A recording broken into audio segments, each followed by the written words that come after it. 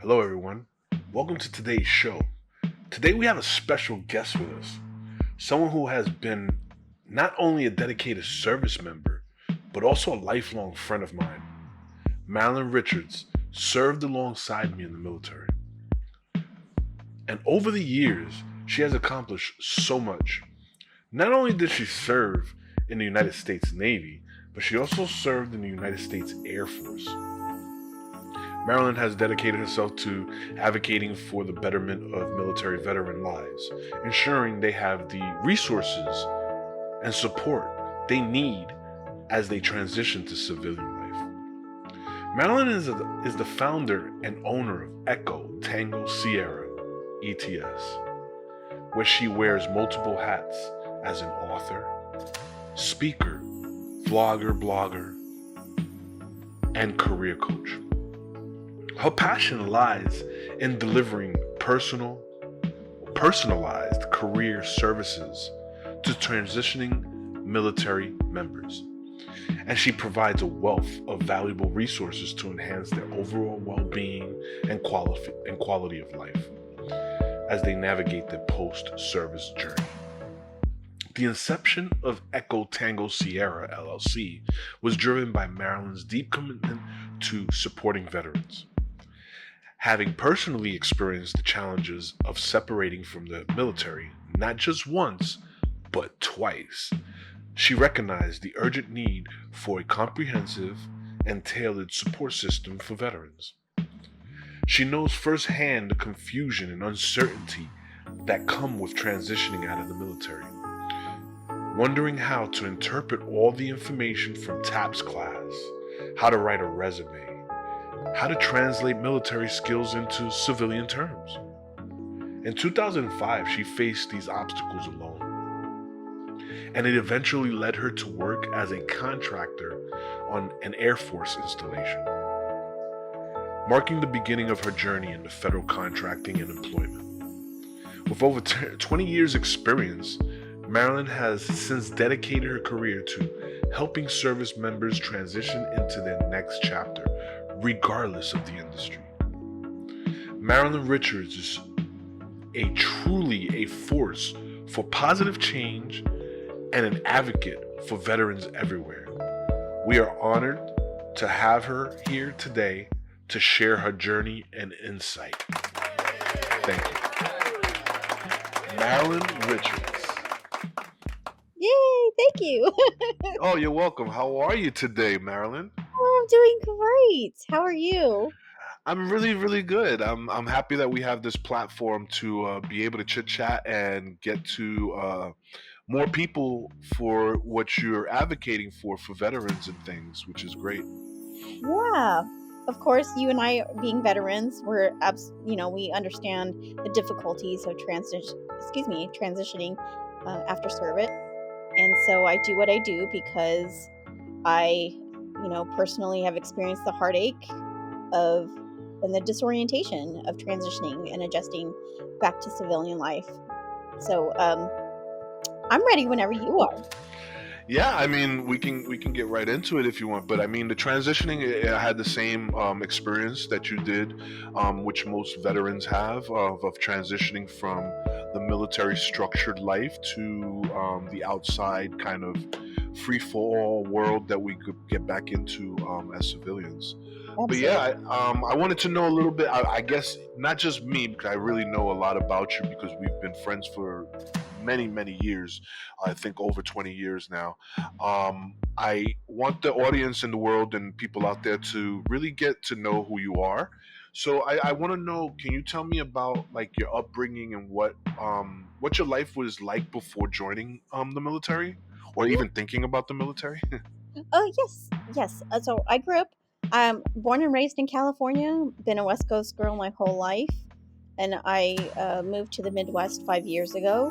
So it was, talk about adjustment, Right. quite an adjustment. But I grew up in California, and my dad being a Vietnam veteran, both my dad and my stepdad were both military. They were both Air Force. My dad, he has always, never shied away from sharing his story. He's one of the very few Vietnam veterans that were not afraid to share his career and his life story and the heartache and the pains that he's struggled with in his life of service. So he's been one of my major influences in joining the military. The only reason why I joined the Navy was because my twin sister Marissa, she wanted to join the Navy, and I was like, well, why don't we go together? Let's go together.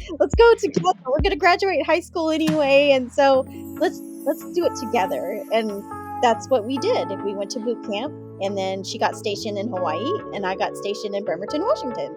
Wow, that's actually really, really great. But I mean, now we're talking, since we're talking about like the transition and stuff, now I knew your sister was in, and I knew she was, in the service also. But how was that, being that you grew up together? You guys probably did everything together as children, and I know you have your own thought process, and she has her own thought process. When you guys came together and said, "I'm going to join the military," how was that conversation? My parents were very supportive. My mom, at first she wasn't sure. My mom is Filipino, both my mom and my stepmother. So growing up in a mixed household with Asian parents can be a little stressful and daunting at times, especially because of the differences in language and culture. Okay. And so at first, my dad, oh, of course, wholeheartedly supported it, and very proud to have served in the military. It wasn't until later on where my mom was like, "Oh, my daughter is in the Navy." Oh, I'm so proud of my daughters. They're in the Navy. In her Filipino accent. From what I can remember, it was a very we prepared this summer. We went and actually joined a gym. We talked to a local recruiter and joined the gym, preparing ourselves for boot camp. And so we were already given the heads up that it was going to be, a different mindset shift. They're going to play mind games on you. You just got to adapt and overcome and endure the process of it, because the military is a place where they train you into being this, what I like to call super soldiers, because that's basically what they're doing. They're breaking you down into the person that you are, into someone that could be better and better to fulfill the mission that you've been called to do. Right. And in life we don't see things like that, but the structure that they're giving us does on some points transition to our regular life, like the waking up in the morning and cleaning and doing things at home that we do in the service also does kind of transition. So those little things stick with us. Absolutely. I had another question about you had spoke about your family and your friends and your sister and things with the decisions that you made during those times. Didn't you have a kind of like a career mind of what you wanted to become? As kids, we always say, "Oh yeah, I want to be a doctor, or I want to be an astronaut, or I want to be a police officer." Did you ever have that before you enlisted, of a totally different path of your thoughts of what you were going to be when you got older? I loved drawing. In high school, I did a lot of poetry and painting and drawing. I wanted to be a Disney artist. I thought being an animator was like so cool, and I wanted to work at Disney, the happiest place in the world, because I do come from a traumatic background, and from a broken childhood. You're always looking for that safe, happy place, and Disney was it. I wanted to be at Disney World, where it was like the place where you could be happy and safe. Right. And that's what we look for as children, because we're growing up in those ages of, safe, happy places. And that's why some of us find our friends outside in the streets. Some of us find, comfort at home. And like you wanted to be in Disney or do the Disney stuff. I bet you your recruiter told you, "Hey, you can see Disney from ship." But I mean, that is a great mindset as a child, to say, hey, I want to be an artist, or be involved in such a big, business of a Disney. Yeah. Um, so this brings me to your life now. I mean, your life now I know is different than what it was in the military. What was your initial experiences like in the Navy? Like, do you have any memorable moments that you had that kind of like built your experience and made you think of the Navy in one way or another? Yeah, I mean, so the first 2 years were amazing. I loved coming in. We came in at a really great time. This was still in the 90s, still, 9/11 had not happened yet. And so it was such a culture shock. And I just remember with us being a co ed installation, everything was new for us. We were all like coming in from uh, just be our basic backgrounds growing up. So I think we had a really good group of people. From all over the country too, all over the country, and sometimes you get people from all over from different parts of the world. Yeah. And so I think that overall, just the being able to acclimate together and work together was I had a good experience the first couple of years. Integrating together was great. A lot of the guys that have been around for a long time, they took me under their wing and started teaching me, things and, doing maintenance actions. And for those who are listening, I worked in the V2 division, which is part of the air department.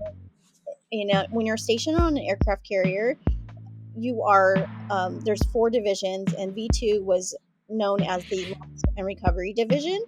It's a very intense and high ops tempo way of life because you're dealing with catapults and arresting gear. So if anyone has ever seen Top Gun, like the little slingshot that shoots the aircraft off the flight deck, that's what I worked on.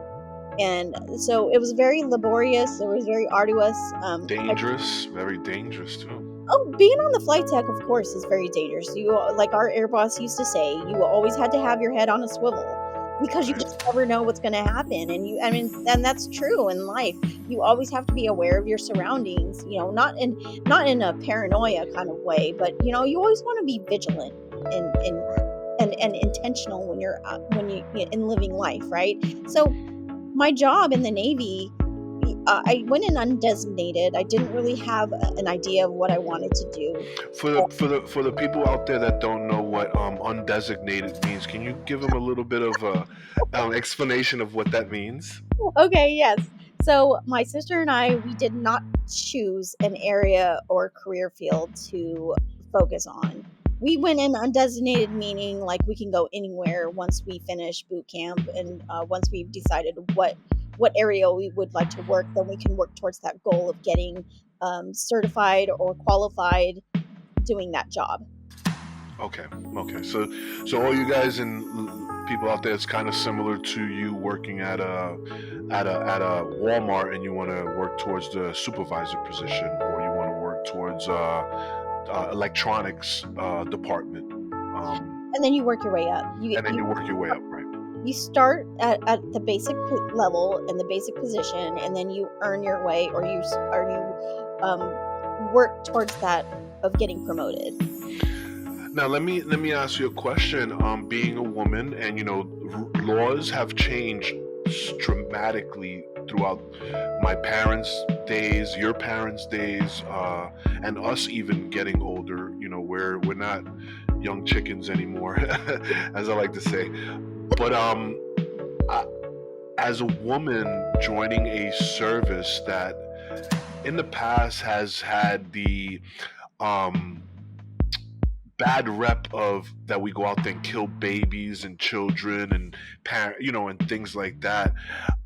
Being a woman in the Navy, how did that shape your experience and dealing with people and stuff like that while you were in? Well, I mean, it all started from home because my dad was called a baby killer when he came back from Vietnam. Right. So come back and our society has changed dramatically since then. And for him to experience such hatred by his own people, kind of mirrors why, Jesus was not received by his own people either. And that's the most hardest feeling to accept, is like being rejected by people that you love, and Right. you served your country, and then your own country spits on you. That's very hard to swallow. And so my dad's influence and his story um, really helped. It's his generation that helped break the first barriers. Now, Yeah. coming into the military as a woman was very much of a culture shock. But I knew what I didn't really know what I was prepared for or what I was going in for. But it was what I would like to sum up as a great once in a lifetime experience. I did not have the last 2 years on the ship were not good. As a matter of fact, it was very traumatic for me. And so I decided not to continue and make it a career. But if I had the right people around me, if I had mentors and good leaders around me, instead of a toxic work environment with toxic leadership and poor morale and long hours, working. I used to work 22 hours every day we were out to sea. Yeah. That's what that's called in the aviation world. That's a violation of crew rest. Right. But back then, we didn't have the quality of life that, since 9/11, the structure and the way the military does things. I'm sure they've made improvements since then, but it was just a way of life. You just suck it up and you just move forward. You continue the mission, you suck it up, and you deal with things later. And that's the attitude that I adopted, the suck it up mentality, which is great for hostile situations, but is not healthy when you're trying to adjust back into civilian life and you're just trying to find purpose and direction again. Yeah, that's I suffered when I came out. I suffered. I had a death in the family and things like that. But and then I started. I built my own family, which went awry later on. We ended up getting a divorce.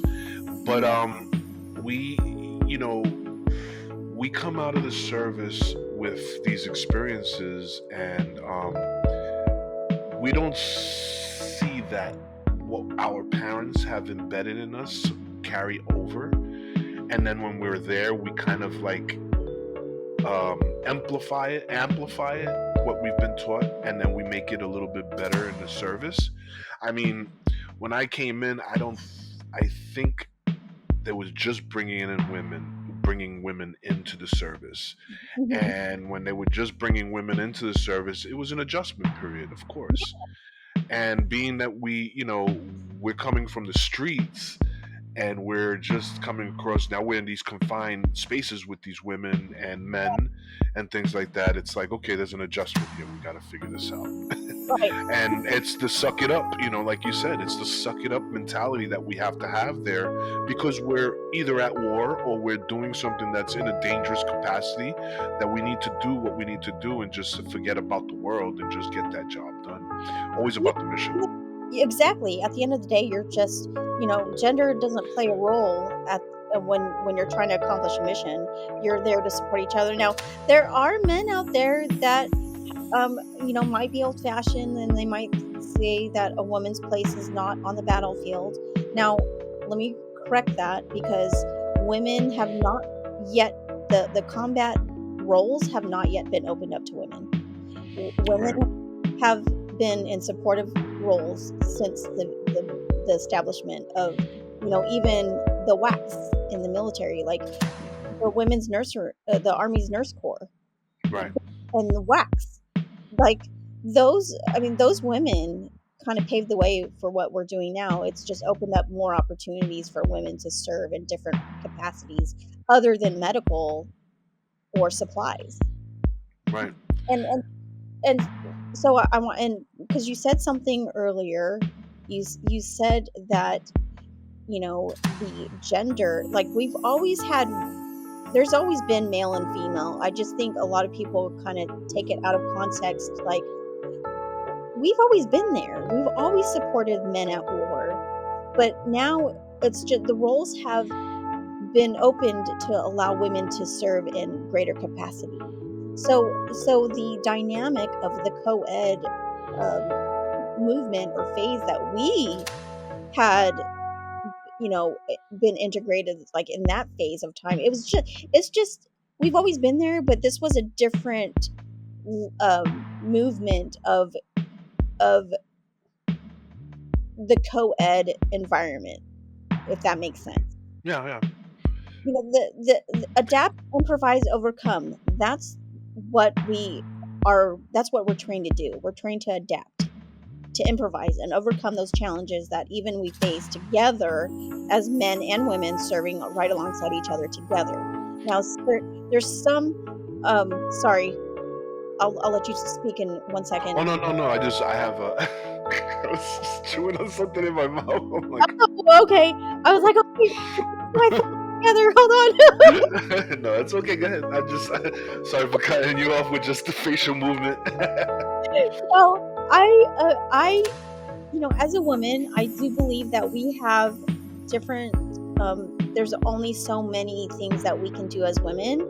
I don't believe that we should be straight in a combat role or on the front lines.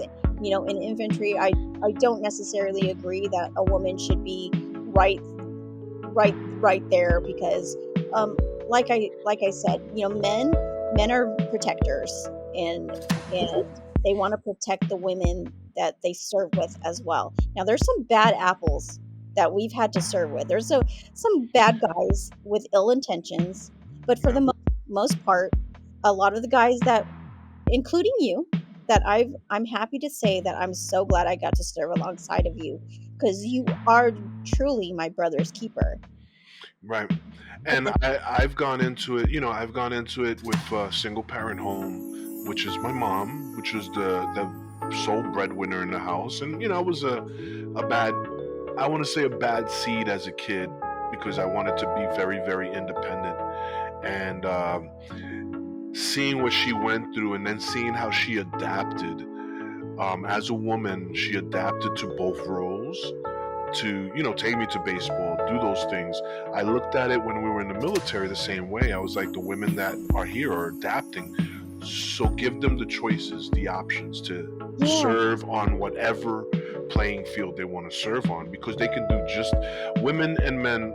I want to say when it comes to those roles and things like that, I don't want to say we're fully equal, but we are equal in strength and different things, that because once you learn the system, it's the same knowledge that I have. Now it's what you do with that knowledge that makes you either move up on the ladder or not move up on the ladder. You know what I mean? Exactly. No, and I agree. I agree that we as women, we're just as capable. Now, some not so capable as others, and this brings me back to what I said earlier. I don't think that we're well endowed to handle a true combat role, but opening up those opportunities to serve in a as close as possible to that, like I don't think G.I. Jane, when that movie came out, right as soon as me and my sister were going to join the Navy, that when that movie came out, man, that was like that opened up an image for women, especially for me and my sister, like, oh, we can do anything that we want. Now, granted, that's just a movie. The capacity and how a woman would be able to handle such a arduous training, like, hey, kudos to you if you could do that. But we were already tested in our abilities, because boot camp, it helps you. Like I said before, it breaks you down to build you back up into what I like to call super soldiers. We're made to be able to handle and sustain the pressures of military life. Right. Some maybe not so much, but you can only be strong for so long until you hit a breaking point. So, yes, I do agree that though we might be equal. God created both man and woman equal. We came out of Adam's rib, and so we were made to be partners with man and to be their helpmeet. And so I agree that we can handle a lot of things, but then also there's an extent to that. Yeah, I believe that too. I believe that there is an extent to that, but I also believe that options and choices should be, because we, right now in this world we're going through this abortion thing with women. I mean, I don't think it's anybody's choice to tell someone else that's a human being that has their own mind that they can't or cannot have this child or anything like that. And I feel the same way when it comes to the combat roles, the nursing roles, whatever roles are in the service. I think those options should be opened right from the get, right from the from the beginning. Hey, you want to be a Navy SEAL? It's available to you. You get it? Now it's your choice to say, you know what? I'm going to try that out. Oh, it's too hard. Oh, it's too easy, or whatever it may be. But that's your choice as a woman, and that gives you that ladder to climb to say, okay, this woman's just as equal as me, and she can be just like the captain that we had. She can be, pushing this boat forward, and she's leading all these men to whatever combat zone or whatever, and she's bringing them all back home alive. I think we all are capable of all that stuff. I think we're all capable of being that strong leader, woman or man, or any kind of gender that you decide to call yourself or whatever it is. But I feel that those opportunities should be given to you guys, not just, okay, it's like we're giving you morsels as a woman because you're a woman. That's just in my own opinion. No, I understand, and I do, and I respect that, and I agree to a certain extent. Like, one of my favorite biblical scriptures comes from Philippians 4:19. I can do all things through Christ who gives me strength. And for me to adapt that into like taking on a hefty role, like my mentality working in V2, not a lot of women can handle that life, of launching aircraft and the hard hours and the toxicity and the poor morale that we were suffered from with. I was one of very few females that stayed behind, and because there's a lot of them that left, they couldn't handle that kind of environment. And I agree. There should be options, and you shouldn't have to be limited. What you do with that choice, it should be your choice. God gave us free will, because for us, He didn't want to force upon us life or death. It's our choice. Now, if we choose not to accept Christ as Lord and Savior, that's your choice. You're going to face the end of that choice. My hope and prayer is that people make the right choice. And like you said, we should not interfere on people's choices. They should have the choice. Now, my hope and prayer is that they would make the right choice for them, what makes sense for them. But yes, I think that free will is so important because it's your life. You live it the way you want to live it. I hope and pray that you live it well. Right. And righteously, and that you that you would live a life that glorifies God is my hope and prayer. That you would do something with your life that brings purpose and fulfillment and adds value to someone else. Now, if you devalue or do something that only destroys or causes a negative reaction, okay, maybe we need to reevaluate that.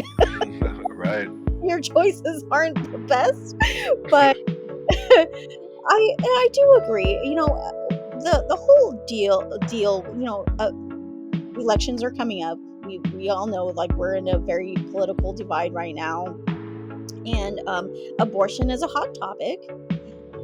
And while I may feel a little objective about abortion, I do feel like it's that person's choice whether they want to do that or not. So it's all about free will and the freedoms that we have. And this is why our lives as veterans become important, because it's the veteran that gave freedom of the press, freedom of speech. We went to battle for those rights. And that's why you can have those rights, because we fought for our country to have that. Well, now that leads me into and I see that you're very passionate. You know, the way you speak, and you're very articulate with your speech. Did you have? I know you when we spoke in the beginning of the interview, you said your father was an influence. Um, your parents were influences. Your sister influenced also, because she was a big influence on you making the choice to join the service. Yeah, Um, she made the choice. wow. She made the choice first, right? So she influenced you.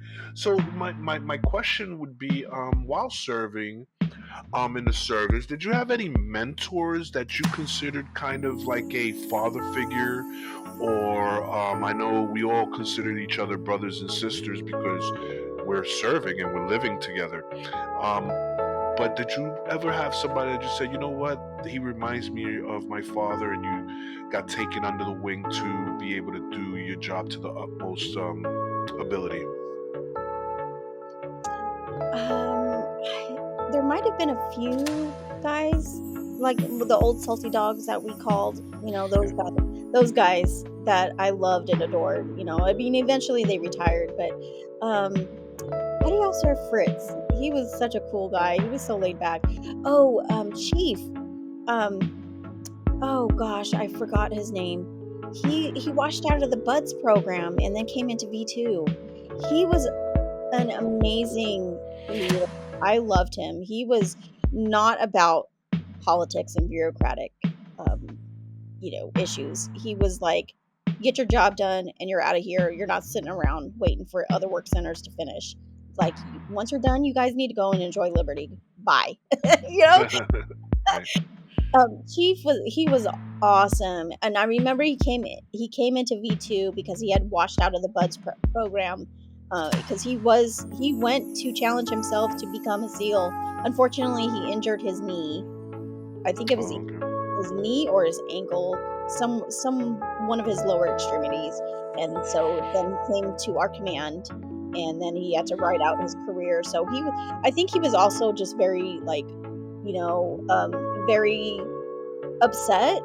So that's my guess anyway. That's probably why he was the way he was. Like, I'm not listening to anyone else. That you guys can go enjoy liberty on your. That's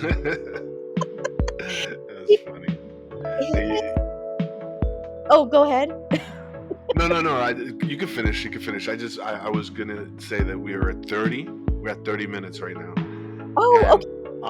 I got 3 more questions to hit you with. Sure. Okay. I'll make this real quick. But he and a lot of what we call in the Navy salty dogs, those old men who've been around for years, ready to retire. Those are the best guys to be around. Best guys to be around. They're the ones that hold your hand and teach you all the tricks and trade of tricks of the trade. I get it. that thought of me as their daughters and just took me under their wing and took care of me. And those are the good ones to have, because they actually are there to protect you, and they're actually there to make sure that you do everything correctly, and they want you to move up. They want you to challenge yourself to move up, become a supervisor, become head of the class, kind of way of thinking of things. Well, I mean that potential was always there when I had my performance evaluations. That potential to move up and get promoted and be a good leader was always there. I mean, unfortunately, I never made it that far. I did rank, get promoted. I think you were promoted too that year, when every one of us like made E4. The 1 year, like it was the luck of the draw. I think it was before. I think it was it after the September 11th happened? No, this was in 2000. Yeah, okay, yeah, because September 11th happened. I'm so lost in dates now, because everything's such a blur. If 9/11 happened, I was already out by then. I was in the Orlando living with my dad by then on terminal leave, because I was waiting for my DD-214 when it happened. Yeah, I was still on the ship, I think at that time the XO became the captain. Crocker had already left. And Uh, well, I think it was Ren, or was it the air boss? No, it was. I think yeah, it was Ren. Captain Wren, I believe he took over. Yeah, he took over. So, being that now that you're out and you're doing all these great things for us veterans, because I'm a veteran myself, everybody should know that, and the veterans out there in the real world, how did transitioning for you out of the Navy and the Air Force impact you both personally and professionally? Personally, I felt lost and disoriented both times. I mean, when I left the Navy bitter and angry. I did not have a my last 2 years there were just terrible, and I hated the Navy at one point in my life. And I was like, I don't know what to do with my life. After that, I had no sense of direction or purpose, and so I asked my dad if I can come and live with him while I try to figure out my life. And it was hard. I just couldn't relate to anyone my age. I was going on 22 years of age at that time, and I couldn't relate to anyone. I felt displaced, and from both services, because when 9/11 happened and I crossed over into the Air Force, um, I had a hard time adapting to the quality of life and the culture of the Air Force because I was Navy first, and there's a huge culture difference of, even though we wear the uniform and we serve together, the quality of life in the Air Force is so much better, and the people have more of an independent professional mindset, more than I told you what to do, so you do Right. it. And I have to say, trying to navigate life after the service, the transition assistance program is great. They offer a lot of information, but they throw so much information at you that you're just overwhelmed with it, and you're like, what do I do with all this information? Right? And so, like, you're still kind of like, you need someone to hold your hand as you navigate life, the next chapter of your life. And I just kind of had to learn on my own, and just figure it out. And it's hard when you're trying to figure it out and figure out what's out there. We didn't have nearly as many resources as we do now, and we're talking about, this was 20 years ago, because 9/11 happened like over 20 years ago, and even then, getting out, there was not nearly as much as we have now. So a lot of the things that we've faced as veterans, we've had to shift the political and the bureaucratic policy reformation, I should say, to help get those services in place and those programs in place to help enhance the quality of life for us when we get out, because it really is hard to adjust from a life that you said this in the beginning. We adapt to a structured way of living, and so when you don't have that structure anymore, you feel like, now you're like, now what? Someone tell me what to do. I don't know what to do. And that's how we kind of carry. Now, if you have people around you who are mentors and can help you, plan, and give you a sense of direction, that's great. There's people who've gotten out of the military with a plan, but I wasn't one of those. So I kind of bopped around from place to place and job to job until I kind of eventually got into, now here I am, 20 years in federal service, as an administrative professional. But it's taken me a long time to kind of figure it out. But I think I could have gone a lot further in my life and my career if I had a sense of direction and purpose. And you kind of lose that mission when you get out. But you said some great things there, because at the same time, what you're speaking and saying what you're saying, you're there advocating, and still you have ETS, which is a great support system for veterans that are having the same thoughts and the same process that you went through and are still going through little by little, but you're still able to advocate through ETS and through other foundations for Absolutely. these veterans. So being that, I feel like you have overcome from where me and you have come from in the service. I feel you have overcame a hell of a lot, and being able to overcome and then give your educational side of things and your encouragement to others is like you just did a whole 360. Now I say like this, we went into boot camp kind of like out of the cocoon. Boot camp put us back into the cocoon, and then they broke us out when we went out to the service field. Yeah, pretty And now we're here, and I want to say it this way because we're now beautiful butterflies, because we're able to teach from our experiences to others how to that thrive. haven't, yeah, how to thrive. They haven't been through it yet, so now it's like kind of giving them a one up. We can tell them, I don't think that's good, or yeah, that's great. Maybe you should go in that path. You can do this, but you're advocating to a generation of people. Not even one generation of people, it's a bunch of generations of people, because I know you probably have some Vietnam veterans that do come for your services and help through ETS. That's another thing I wanted to ask. Through the ETS that you came up with, from the inception of ETS, you've helped veterans. Have you come across any veterans that were along the same lines as you, and you were able to help them a little bit better and get better results? Or are they all the same? Or are they all on the same playing field? No, that's the beauty of our community, is that each person is different. My first example, like one person, she thought she wanted to go and get a job, and then she ended up like, no, I'm going to go into my own business. So we pivoted. I did, from doing her resume, which I did. I did her resume, but we pivoted from that, and then helped her launch her own business, and now that's what she's doing. She's thriving and doing great. And I was like, oh, I love that. So it really just depends on the veteran and what their needs are, and and there's something I wanted to kind of backtrack, because um, you helped me 3 years ago. I don't know if you understand the impact of how you helped me navigate, um, even in my own transition and adjustment period, especially moving from California to the Midwest.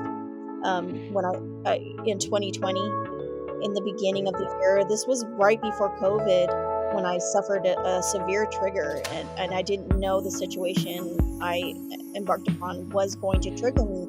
I had no idea what a trigger meant until it happened to me. And you helped me get out of my head. You helped me to really, you pulled me out of the pit that I was in. I'll never forget that night. You were up late, and I couldn't sleep, but my body was in a hypervigilant state for 3 full days.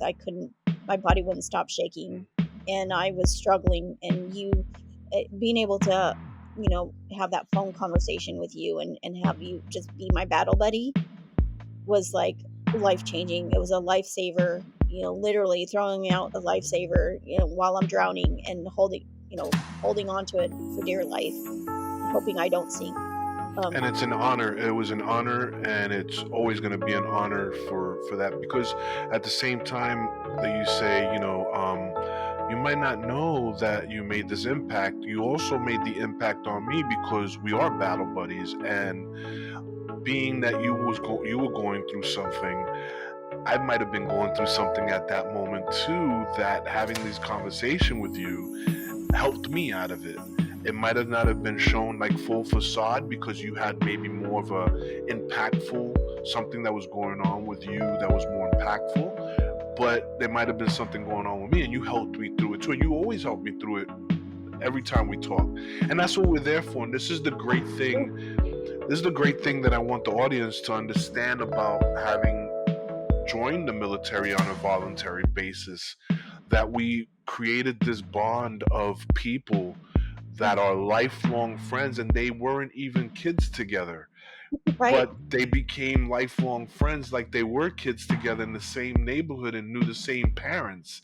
And that's the great thing of the community that, and I want to say that the government has built, but we have built inside what they have built. Yeah, we made it better. I have one last question, and then we can shut it down.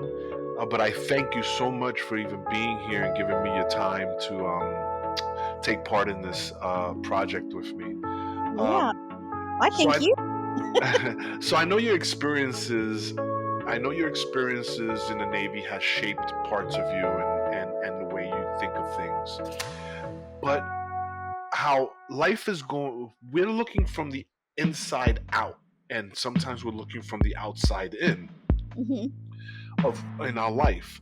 How has, from the time you joined the service through all this time that you're sitting here now, how has those experiences changed your perspective of life, not your life, but just life in general? And what are your goals moving forward? So it's Well, like two questions in one. well, you know what? Our first deployment when we went on Westpac, and when we went to the Jabal Ali in Dubai, when we went to the Middle East, and then embarked on what is it, Operation Desert Fox and Operation Southern Watch, and supporting the no-fly zone in southern Iraq. That became such. I'll never forget what it like, that experience. I came back to America with the thought, like, I have no right to complain. I will never complain again. I am a rich American compared to everybody else in this world. Like, And why was that? Why was that thought process in your mind? because just the when you get to see how the other side of the world operates, we're talking about these countries, especially centered around the Middle East. They're war-torn countries, so all they know is war and poverty and brokenness, and they don't know any other kind of life, and so here in America, we could sleep in peace, we could eat pizza, we can eat burgers and get fat to our heart's content. But there, it's the life, the culture, the difference, and um as Americans, we're spoiled. The freedoms that we have are um they they're so we're rich. Just the things that I mean, I'm not a millionaire by any means, and I hope to be someday. But the life that we live as Americans is we have the upper hand. It's like when you're playing poker and someone has the upper hand, they're going to win the game regardless. And that's how it is. Like, I have no right to complain about anything because somebody else has it much worse. And that experience, being on deployment, and us, getting getting to be a part of that combat theater and experiencing, this is why we're trained to do what we do. And um, war is an ugly thing. I wouldn't wish it on any country, but it's unfortunate. Even in Bible times, there was savage times in the Bible as well. People went to war for reasons, that for multiple reasons, power, land, control, getting the upper hand and resources, and living. And so war is ugly, but it's necessary when we're wanting to make a change that only war can be gained as a result. The necessary evil. But yeah, that's basically what it is, necessary evil. Right. You can't have good without the bad. Right. You can't have light without the darkness, and that's the story of this earth and this world that we live in. I mean, there's always white and black, and they always teach you no gray in between. Well, Marilyn, I really thank you for all your insight. Why don't you let the audience know where they can find you, and if they need any resources or advocacy from you, where they can go and get those resources. Yeah, absolutely. And thanks to all those who are listening to this. We appreciate you. And if you are a veteran or you're a loved one that supports the veteran community, please don't hesitate to share. You can find me at ECHOTANGOSIERRA.com. I help veterans with their career development in the next chapter of their life with resumes, job coaching, and as a mental health advocate, resources and moral support in case you need it and you don't want to go to the VA. There's a whole other world of support and resources outside of the VA that you can get. We're here for you, and for those who are not veterans, and for those who who know someone that might have served, we appreciate you too, because we would not be or do what we do without our families and our friends and our communities, because it really does take a community to help each other thrive. And so we wouldn't be able to do what we do without our community. So thank you so much, and we appreciate you. Hope to see you again real soon. And this has been a conversation with Marilyn Richards and Anthony Rivera, and this is for a student project for Miami-Dade College. Thank you so much, and I really appreciate you. And now, a word from our sponsor.